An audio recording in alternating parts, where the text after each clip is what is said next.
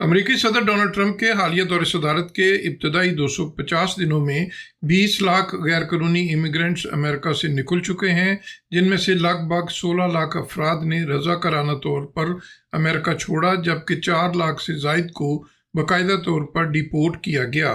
ये अदाद-ओ-शुमार US Department of Homeland Security ने जारी किए हैं।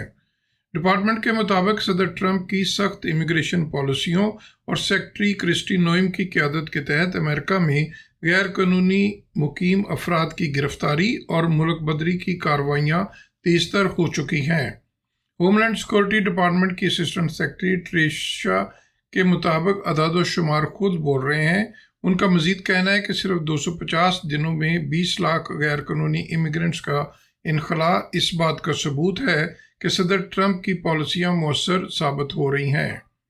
रिपोर्ट के मुताबिक गुज़श्ता 4 माह से यूएस बॉर्डर पेट्रोल ने किसी भी गैर कानूनी फ़र्द को अमेरिका में दाखिल होने की इजाज़त नहीं दी। दूसरी जानब होमलैंड सिक्योरिटी का दावा है कि अमेरिका की सख्त इमिग्रेशन पॉलिसियों ने न सिर्फ मौजूदा गैर कानूनी इमिग्रेंट्स को मुतासर किया, बल्कि नए आने वालों की हौसला शिकनी भी की है। अक़वाम मुत्तहिदा की एक हालिया रिपोर्ट के मुताबिक ट्रंप इंतज़ामिया की इमिग्रेशन पॉलिसियों के बाइस सेंट्रल अमेरिका से अमेरिका की तरफ गैर कानूनी माइग्रेशन में 97% कमी देखी गई है।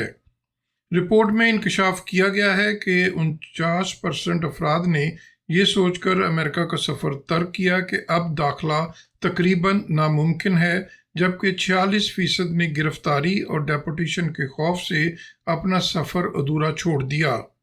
सदर ट्रंप के वन बिग ब्यूटीफुल बिल के तहत न सिर्फ नई भर्तियां तेज़ की गई हैं, बल्कि डेपोटेशन की सलाहियत में नुमाया इजाफा किया जा रहा है।